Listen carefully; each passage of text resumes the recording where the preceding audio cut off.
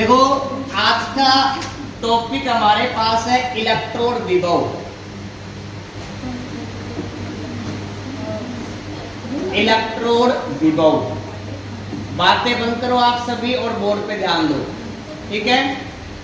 Electrode विभव क्या होता है? सबसे पहले हम बात करते हैं इलेक्ट्रोड की। तो अगर कोई भी इलेक्ट्रोड बनाते हैं तो सबसे पहले एक लेते हैं धातु की छड़ और उस धातु को उसी के विलयन में क्या करते हैं, डुबो देते हैं। अब यहाँ पे अगर जैसे मैं एग्जाम्पल की बात करता हूँ जिंक की, तो जिंक वाले इलेक्ट्रोड पे क्या अभिक्रिया चल रही थी? जिंक वाले इलेक्ट्रोड में से एक जिंक क्या कर रहा था, बाहर निकल रहा था, 2 इलेक्ट्रॉन का दान कर रहा था और जिंक आयन के रूप में विलयन में जा रहा था। तो ये प्रोसेस चलती रहेगी कि जिंक सॉलिड 2 इलेक्ट्रॉन त्याग के ये बनाएगा जिंक आयन और किस में चला जाएगा, एक्वस में। और कितने इलेक्ट्रॉन त्यागेगा, 2 इलेक्ट्रॉन त्यागेगा।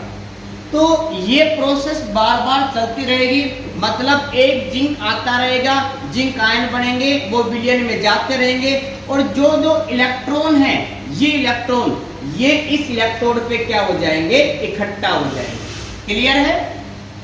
विलयन में कौन गया, जिंक आयन। तो जिंक आयन की वजह से यहाँ पे विलयन में चार्ज कैसा आ गया, प्लस का, और इस छड़ पे इलेक्ट्रॉन इकट्ठा होने की वजह से यहाँ पे चार्ज आ गया माइनस का।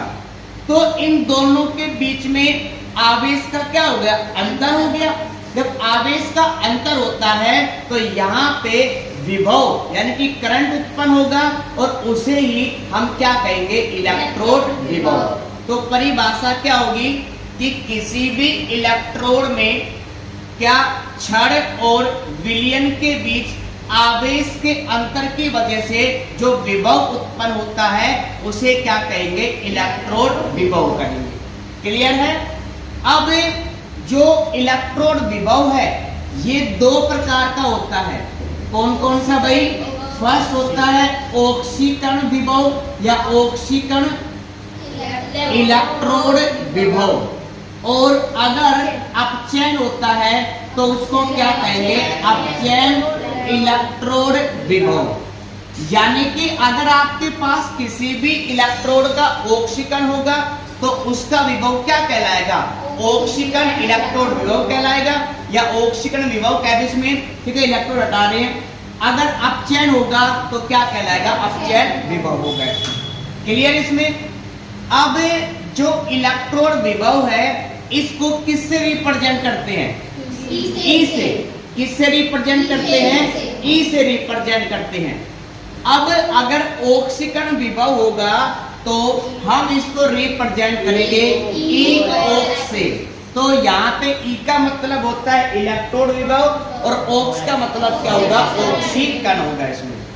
इसी तरह अगर अपचयन होगा तो इसको हम किससे रिप्रेजेंट करेंगे, ई रेड से रिप्रेजेंट करेंगे और रेड का मतलब क्या होगा, रिडक्शन। क्लियर है यहाँ तक सभी को? अब नेक्स्ट हमारे पास टॉपिक आता है, सुनो ध्यान में। फिलहाल मैं आपको इसी में एक पॉइंट बता रहा हूं इसमें कि कोई भी इलेक्ट्रोड एनोड की तरह भी काम कर सकता है और कैथोड की तरह भी काम कर सकता है। मतलब अगर कोई भी इलेक्ट्रोड है उसका ऑक्सीकरण भी हो सकता है और उसका अपचयन भी हो सकता है। अगर ऑक्सीकरण होगा तो क्या कहलाएगा, ऑक्सीकरण विभव। अगर अपचयन होगा तो क्या कहलाएगा, अपचयन विभव। क्लियर है?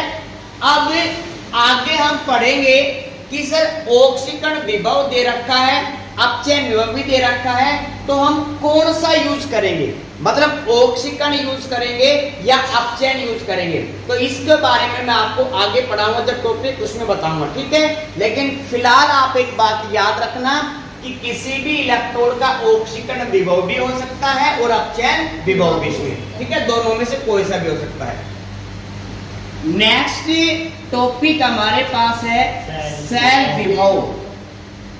सेल विभव या इसी को कहते हैं विद्युत वाहक बल। विद्युत वाहक बल, और इसको इंग्लिश में क्या कहते हैं, इलेक्ट्रोमोटिव फोर्स यानी कि शॉर्ट फॉर्म में EMF से क्या करेंगे, रिप्रेजेंट करेंगे।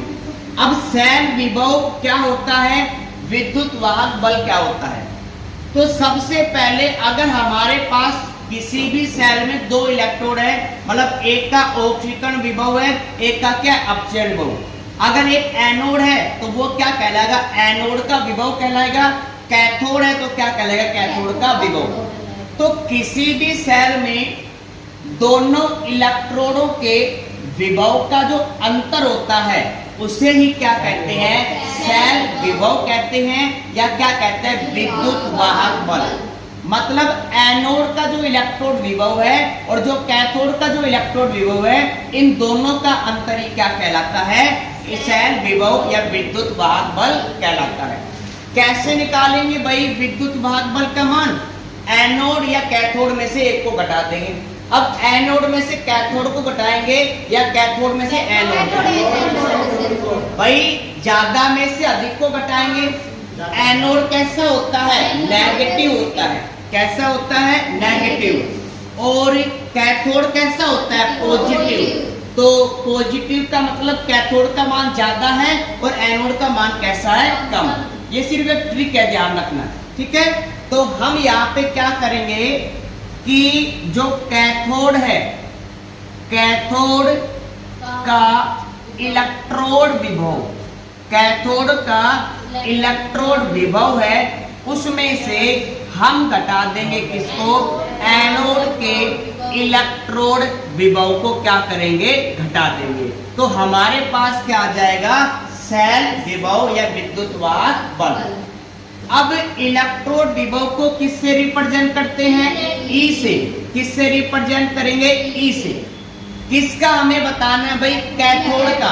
तो हम यहाँ पे सीधा लिख सकते हैं E कैथोड, मतलब कैथोड का इलेक्ट्रोड विभव। माइनस में क्या लिखेंगे, E एनोड लिखेंगे। क्लियर है। इसी के साथ यहाँ पे अगर हम बात करें कैथोड, कैथोड का ऑक्सीकरण होगा या अपचयन होगा, अपचयन होगा। तो हम यहाँ पे लिख सकते हैं E रेड लिख सकते हैं, माइनस E ऑक्स लिख सकते हैं। अब एक बात मुझे और बताओ, एनोड लेफ्ट साइड में होगा या राइट में होगा, लेफ्ट साइड में होगा, जबकि कैथोड किस तरफ होगा, राइट में। तो हम इसकी जगह ये भी लिख सकते हैं कि E राइट लिख सकते हैं, माइनस में क्या हो जाएगा, E लेफ्ट हो जाएगा इसमें। क्लियर है।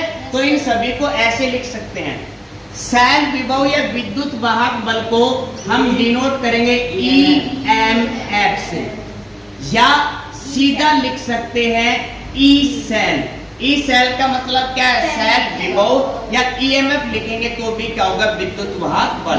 तो इन दोनों को इससे क्या करते हैं, रिप्रेजेंट करते हैं। तो हमें क्या करना है, इस फॉर्मूले का यूज करना है, और इस फॉर्मूले का यूज करके हम किसी भी सेल का क्या निकाल सकते हैं, सेल विभव। अब सेल विभव होता क्या है, सीधी सीधे सी भाषा में, जैसे आप सेल लेने जाते हो, ठीक है, घड़ी का सेल है या कोई भी सेल है, तो आप कहते हैं कि 0.5 का, जैसे तो घड़ी का सेल है उसकी वोल्टेज 0.5 वोल्ट होती है। अब 0.5 वोल्ट आई कैसे, तो वो कैसे निकालेंगे, 0.5 का मतलब है कि उसके एनोड और कैथोड के दोनों के विभव का अंतर कितना है, 0.5। कितना है, 0.5। अगर हम 12 वोल्ट की बात करेंगे तो यहाँ पे एनोड और कैथोड का जो विभव कितना होगा, 12 वोल्ट अंतर इसमें। क्लियर है। तो ये हमारे पास कैसे में, सेल विभव। क्लियर याद है सभी को। अब अगर हम बात करें यहाँ पे कि यहाँ पे सेल विभव, भाई सेल विभव के 3 मान हो सकते हैं। या तो पहला मान कैसा, पॉजिटिव हो सकता है, नेगेटिव हो सकता है और 0 हो सकता है। पॉजिटिव का मतलब समझना सभी कि कैथोड का मान कैसा होगा, ज्यादा, और एनोड का मतलब कैसा होगा, मान कम। तो जब अगर ई सेल का मान पॉजिटिव आता है तो हम कहेंगे कि ये सेल काम कर रहा है इस समय। मतलब सेल क्या कर रहा है, काम कर रहा है, हमें उससे क्या मिल रही है, विद्युत ऊर्जा मिल रही है। क्लियर है? या हम यहाँ पे कहेंगे कि यह अभिक्रिया या यह अभिक्रिया संभव है। ये भी लिख सकते हैं, ध्यान रखना कि यह अभिक्रिया कैसी है, संभव। मतलब आपसे ये पूछेगा कि आपसे कैथोड का इलेक्ट्रोड विभव दे देगा, एनोड का दे देगा, फिर आपसे पूछेगा कि क्या ये सेल बनाया जा सकता है या नहीं बनाया जा सकता, या आपसे पूछेगा कि इनके बीच में मतलब कैथोड एनोड के बीच में अभिक्रिया संभव है या नहीं है। कैसे पता लगाओगे? तो आप क्या करोगे, इनके इलेक्ट्रोड विभव को घटा दोगे, अगर उसकी वैल्यू कैसी आती है, पॉजिटिव आती है, तो हम कहेंगे हाँ सेल क्या कर रहा है, काम कर रहा है। या हम क्या कहेंगे, हाँ ये अभिक्रिया संभव है। या हम कहेंगे कि यह सेल बनाया जा सकता है। क्लियर इसमें? तो यह सेल बनाया जा सकता है। अगर वैल्यू नेगेटिव आए तो हम कहेंगे कि यह सेल बनाया नहीं जा सकता। लेकिन अगर वैल्यू नेगेटिव आती है तो हमारे पास जो सेल है वो क्या होगा, चार्ज होगा। अब सुनना ध्यान से, चार्ज का मतलब क्या है। देखो सबसे पहले हमारे पास क्या है, एनोड है और कैथोड है। जब सेल काम करेगा तो इलेक्ट्रॉन एनोड से किसकी तरफ जाएंगे, कैथोड की तरफ। सेल काम करेगा तो एनोड से किसकी तरफ जाएंगे, कैथोड की तरफ। लेकिन जब हम किसी बैटरी को चार्ज करते हैं तो जितनी भी क्रियाएं होती हैं उनके विपरीत क्रिया होने लग जाएगी। अब कौन सी क्रियाएं होती हैं, हम आगे जब सेल पढ़ेंगे अच्छे तरीके में, डीप से पढ़ेंगे, तब मैं आपको बताऊंगा कि क्या क्या सेल अभिक्रियाएं होती हैं। चार्ज करोगे तो उल्टी अभिक्रियाएं कैसे होती है। लेकिन जब आप किसी भी सेल को चार्ज करोगे तो उस समय इलेक्ट्रॉन कैथोड से किसकी तरफ आएंगे, एनोड की तरफ। क्लियर है? तो ध्यान रखना, अगर नेगेटिव मान आता है तो हम कहेंगे ये सेल बनाया नहीं जा सकता। जीरो का मतलब क्या होता है, साम्य अवस्था। साम्य अवस्था का मतलब देखो यहाँ पे क्या है, जीरो कब आएगा मुझे ये बताओ पहले आप। जब कैथोड का और एनोड का इलेक्ट्रोड विभव कैसा होगा, समान। जब इलेक्ट्रोड विभव समान ही होगा तो इलेक्ट्रॉन गति नहीं करेंगे। जब इलेक्ट्रॉन गति नहीं करने का मतलब सेल काम नहीं कर रहे हैं, तो साम्य अवस्था पे विद्युत वाहक बल का मान कितना होगा, 0। क्लियर यहाँ तक सभी को? तो अब नेक्स्ट हमारे पास इसमें आता है टॉपिक मानक इलेक्ट्रोड विभव। अब मानक इलेक्ट्रोड विभव क्या है, सुना ध्यान से आप सभी। देखो जब हमने किसी भी इलेक्ट्रोड को बनाया तो क्या हमने इसका टेम्परेचर फिक्स रखा था, नहीं रखा, ठीक है। और जो हमारे पास ये विलयन है इसके ऊपर वायुमंडल जो दाब लग रहा है इसको हमने फिक्स किया क्या, नहीं किया। इसी के साथ साथ जब विलयन बनाओगे, भाई किसका विलयन बनाओगे, जिंक सल्फेट का, तो विलयन बनाने के लिए आपको जल में क्या डालना पड़ेगा, जिंक सल्फेट डालना पड़ेगा। आपने कितने मोल डाले, क्या हमने फिक्स किया, क्या नहीं किया। अगर हम फिक्स नहीं करते हैं, ना तो टेम्परेचर को फिक्स रखेंगे, ना प्रेशर को फिक्स रखेंगे, ना ही जो विलेय पदार्थ है इसकी मात्रा फिक्स रखेंगे, तो इस इलेक्ट्रोड का जो विभव है वो सिर्फ क्या कहलाएगा, इलेक्ट्रोड विभव कहलाएगा। लेकिन जब हम किसी भी सेल को बनाएंगे तो उस समय हम कंडीशन रखेंगे STP, स्टैंडर्ड टेम्परेचर प्रेशर, या NTP, नॉर्मल टेम्परेचर प्रेशर। सबसे पहले टेम्परेचर 290 to 98 केल्विन रहेगा। क्या रहेगा, 298। अब अगर मैं बात करूं यहाँ पे देखो 273 आप इसमें से घटाओ तो कितना होगा, यहाँ पे 5 और 2, तो 25 एक नॉर्मल टेम्परेचर होता है। अगर 273 रखें तो 0 डिग्री, बस 0 पे नॉर्मल कहाँ है, बर्फ जम जाती है। 0 नॉर्मल है क्या, मतलब 273 नहीं है नॉर्मल, ध्यान रखना, ठीक है। तो कितना है 298। 25 डिग्री क्या होता है, नॉर्मल होता है टेम्परेचर, ना तो ज्यादा गर्मी ना ठंड इसमें, लेकिन 0 पे तो बर्फ जम जाएगी। तो ध्यान रखना नॉर्मल टेम्परेचर कितना है, 298 केल्विन है, ठीक है, 298 केल्विन। अगर सेंटीग्रेड में ज्ञात करोगे तो यहाँ पे घटा दो इसमें 273, तो कितना आ जाएगा 25 डिग्री सेल्सियस में।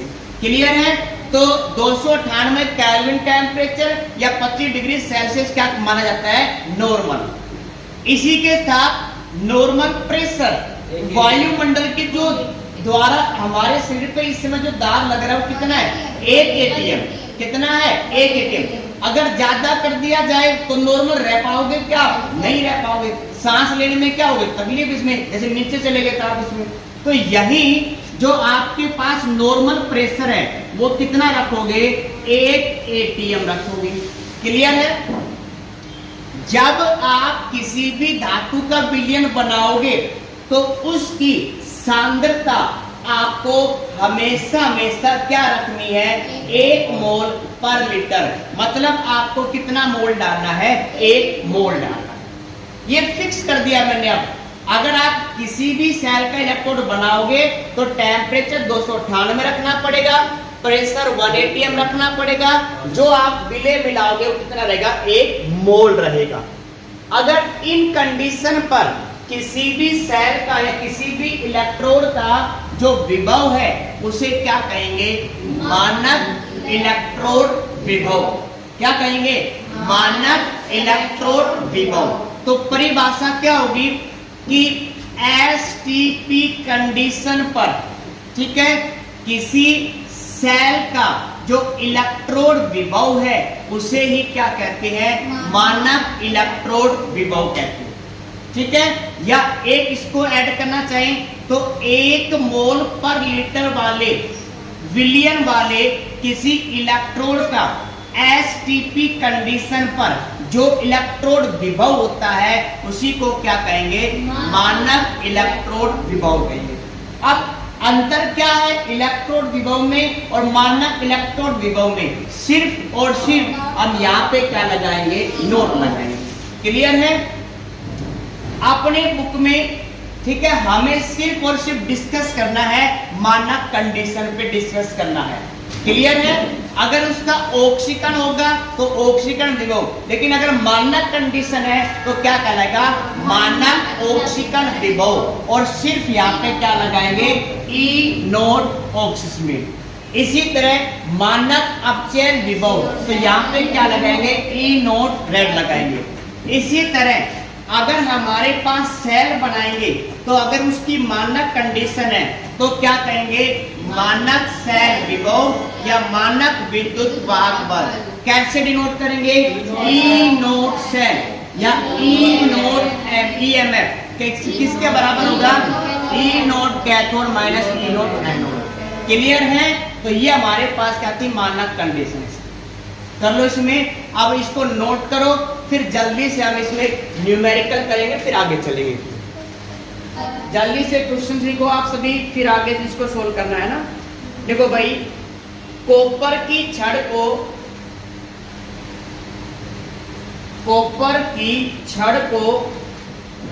1 मोल कॉपर सल्फेट में, 1 मोल कॉपर सल्फेट में तथा निकल छड़ को, हाँ निकल NI, निकल छड़ को 1 मोल निकल सल्फेट, 1 मोल निकल सल्फेट के विलयन में डुबोकर बनाए गए सेल में कॉपर व निकल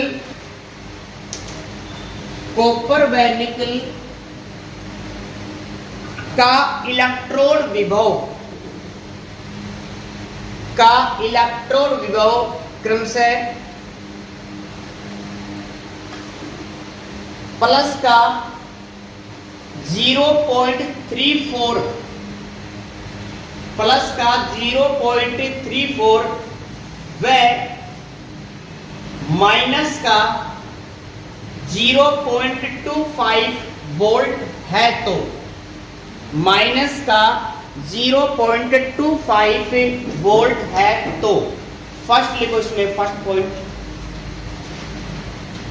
एनोड तथा कैथोड इलेक्ट्रोड बताइए। एनोड तथा कैथोड इलेक्ट्रोड बताइए। सेकंड, इलेक्ट्रॉन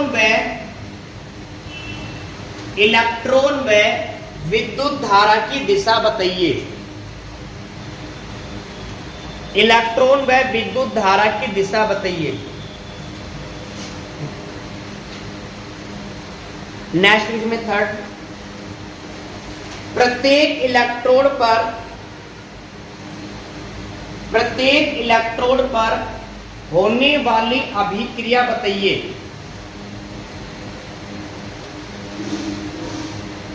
प्रत्येक इलेक्ट्रोड पर होने वाली अभिक्रिया बताइए। फोर्थ लिखो आप,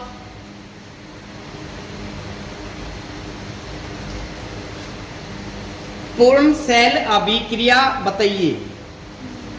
पूर्ण सेल अभिक्रिया बताइए। फिफ्थ लिखो, पूर्ण सेल अभिक्रिया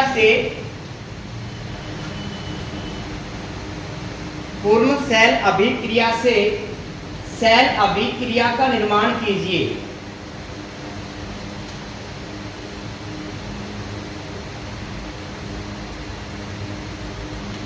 सिक्स लिखो, लास्ट है, क्या यह सेल बनाया जा सकता है? क्या यह सेल बनाया जा सकता है?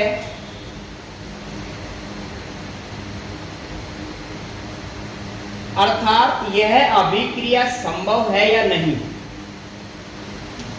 अर्थात यह अभिक्रिया संभव है या नहीं? तो सबसे पहले आपको क्या करना है? एनोड और कैथोड को पहचानना है।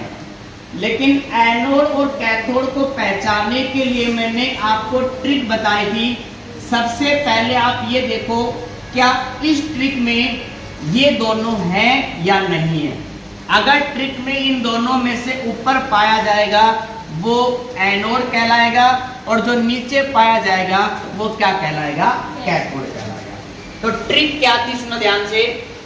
पैसों का बजा आना, तो पी का मतलब पोटेशियम, सो का मतलब सोडियम, का मतलब कैल्शियम, मजा का मतलब मैग्नीशियम, और आला का मतलब एल्यूमिनियम। कोई आया इनमें से?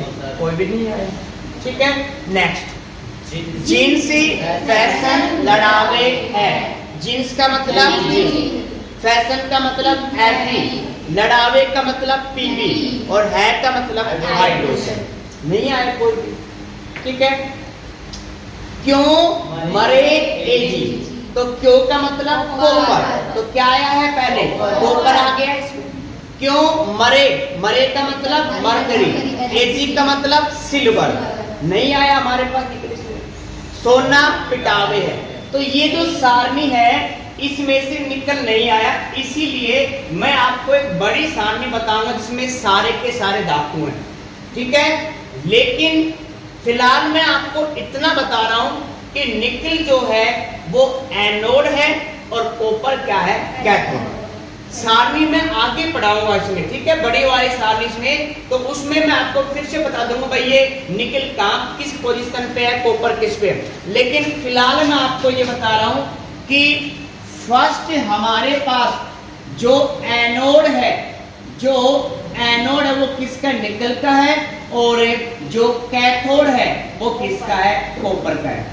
बाकी आप सभी कर सकते हो भाई।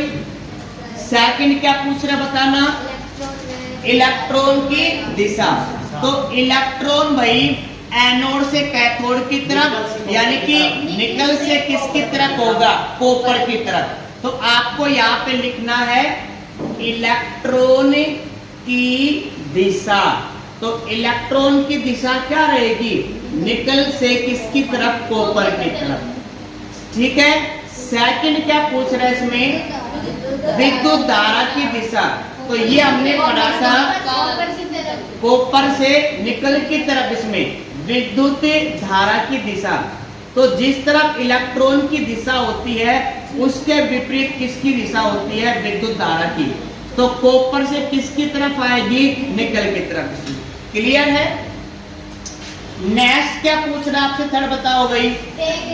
प्रत्येक इलेक्ट्रोड पर होने वाली अभिक्रिया।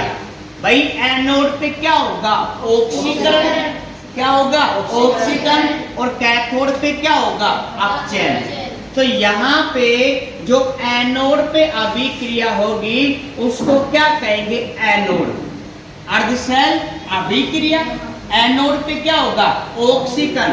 तो हम इसको क्या लिखेंगे, ऑक्सीकरण। ऑक्सीकरण अर्धशैल अभिक्रिया।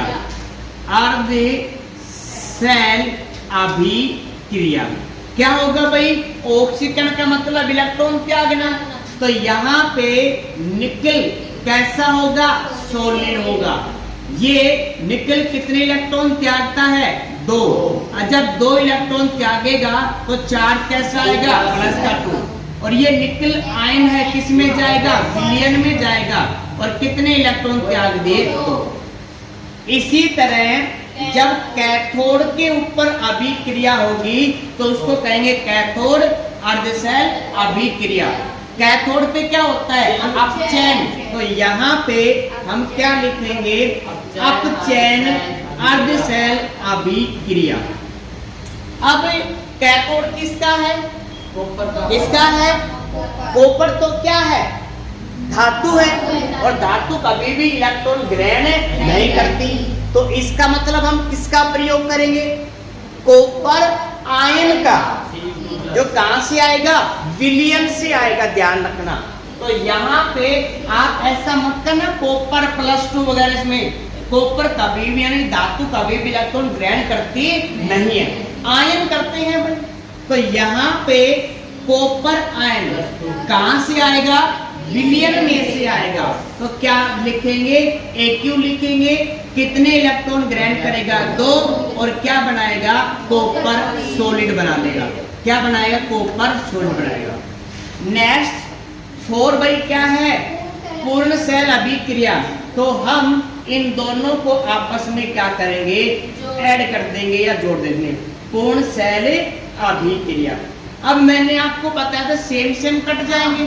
ठीक है। यहाँ कितने इलेक्ट्रॉन है, 2। यहाँ कितने हैं, 2 इलेक्ट्रॉन से 2 क्या हो गया, कैंसिल हो गया इसमें। ठीक है, गया हो, जाने दो। जो बचा है उसको लिखो भाई। तो क्या बचा यहाँ पे, निकल इसमें कैसा है, सॉलिड प्लस, Cu+2 एक्वस में है। कुछ बचा का यहाँ पे नहीं है, तो एरो लगाएंगे। फिर क्या होगा, Ni+2 एक्वस में रहेगा और कॉपर कैसा रहेगा, सॉलिड में रहेगा। क्लियर है यहाँ तक सभी को। ये हमारे पास आंसर नंबर 4।